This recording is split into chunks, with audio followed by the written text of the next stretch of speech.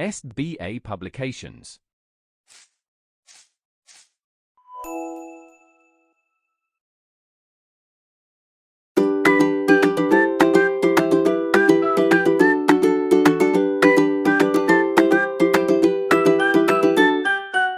Hello dear students, how are you all?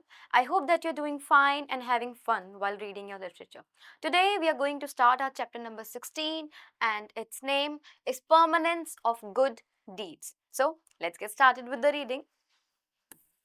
Growing up in Africa, the son of English settlers, I often accompanied my mother, a doctor, on her rounds. We went in her car, which was like a mobile clinic. It was fitted with a medical chest, with a wonderful array of equipments. Glinting scalpels, cotton swabs, dozens of pill bottles, and tubes of ointment. So the narrator is telling us that his mother is a doctor, English doctor in Africa. So this is how she travels in her car, which is a mobile hospital by itself. Okay.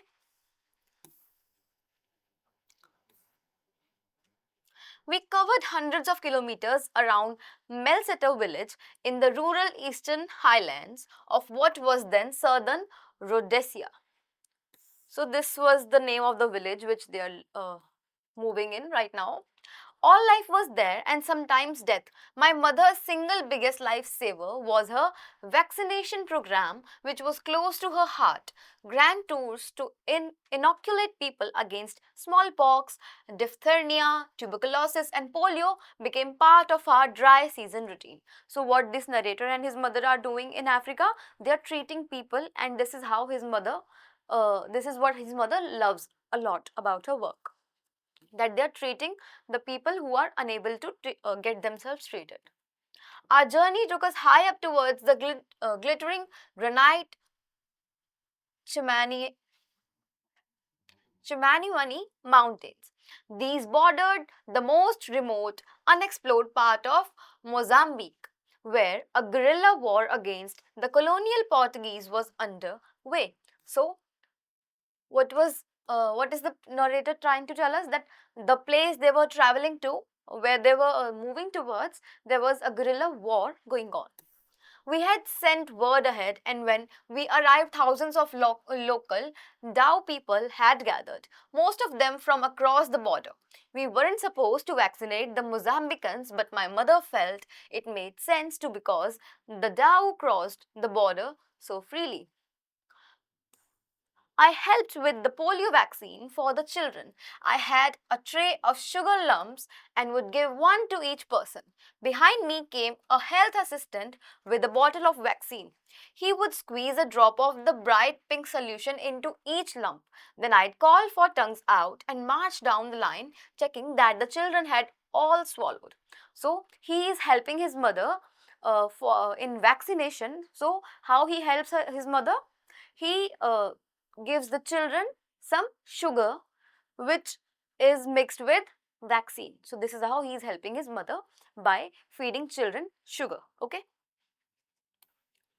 My biggest problem was to prevent them from coming round again to get a second sugar lump. So what was his problem? That children would come again for another lump, but the polio drops or the vaccine was enough for but the polio vaccine is only taken only once. Okay. My big Those were the days of relative peace, but as I came into manhood in the 1970s, the war for black majority rules escalated in Rhodesia. Our district, with its long border with Mozambique, was devastated. Nearly every farm was attacked. For almost 10 years, humans never ventured into the vast minefield near the mountains at all. So, what's happening here? As we all know that there have been a lot of wars and a lot of revolutions for black rights. So this is one of those things that the narrator is telling us about. I left for I left for England.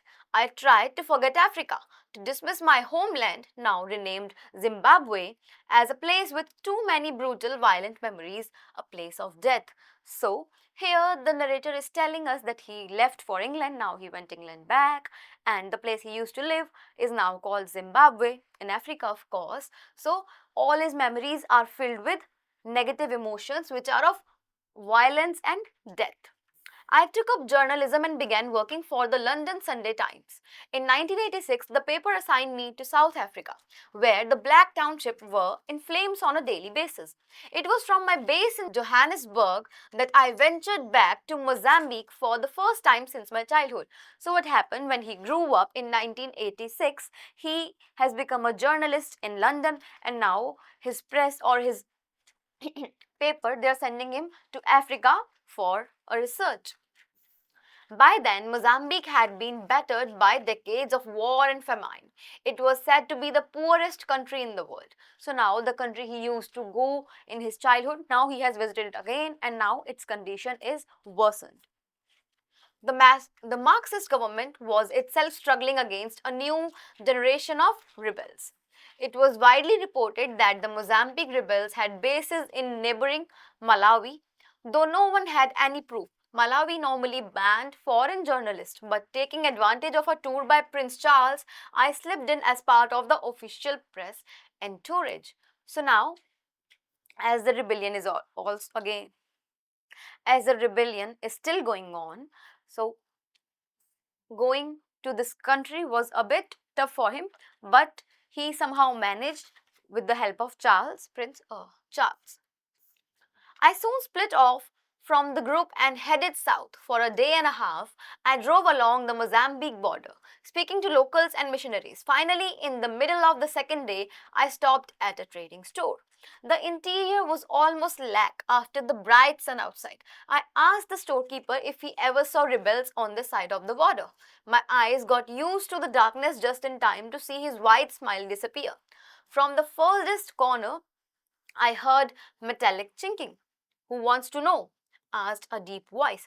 So what's happening here? Now he's split it apart from the group, and now he is questioning the people, and he has entered into a shop and he's asking from a shopkeeper about the rebels, and suddenly a voice comes from the back that who wants to know. In the corner were six men swathed in comra of ammunition with dull brown grenades dangling from their webbing. Russian Kalashnikov rifles were propped against the wall. A rocket launcher was laid across a concrete table as the men drank soda. So he is mistakenly has encountered the rebels themselves. "You coming with us?" said one of the men. "Back to our base." And with that they all got up to leave, their ironmongery clanking. We trudged south through scrub. The patrol's English speaker veered off, and I was left with five heavily armed guerrillas and no way to communicate. So now the people who he encountered are taking him to their base. They were led by a thuggish sergeant who, despite the intense heat, wore a fleece lined Russian aviator's hat with furry ear laps that dangled to his shoulders like spaniel ears. So now he is describing the man, the sergeant. At every rebel encampment we passed, I sensed the story of my capture being embellished. I had been armed, I had resisted, I was a spy. Sometimes the story was accompanied by cuffs and kicks. I started to worry the red eyed sergeant might shoot me to impress his comrades. So now what's happening? He is being caught by the sergeants, and now he is imagining that when he'll go back, he'll frame a story that he had been captured by the rebels and what all he witnessed. On the second day, we finally reached their small man in olive fatigues. As he listened to the long report of my capture, his dinner arrived. I was ordered to wait. Until now, I had not understood the languages they were speaking, a mixture of northern Mozambican and Malawian dialects, interspersed with phrases of Portuguese. So these people, they are speaking in mixed languages. But now I distinctly heard the comrade give orders to his servant in Chi Dao, a dialect used by the Dao people. I listened a little longer to be sure and tentatively greeted the comrade in what I could remember of Chidao. He was amazed. "Where did you learn this language?" he asked. So now, when he heard the people speaking the language, the native language of the place he used to live in his childhood, he suddenly remembers all of it, and then he tries to talk to the chief in the same language. He asked. I told him that I live in Chimaniami Mountains on the Rhodesian side as a boy. What is your family name? He asked. Godwin. Godwin, he said thoughtfully, turning over the name. Was your mother the doctor on that side? So now the man suddenly recognized this boy and then he's asking, was your mother the doctor? Yes, I said. She was the government medical officer of the Melsetter district. He smiled and shook his head and put out his hand for an African handshake.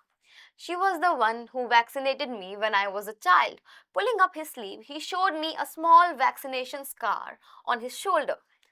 So now the man has been vaccinated by his mother in his childhood. So somehow they have become acquainted.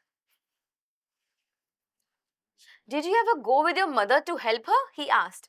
I nodded. Yes, he said, you gave me the sugar medicine, I remember now.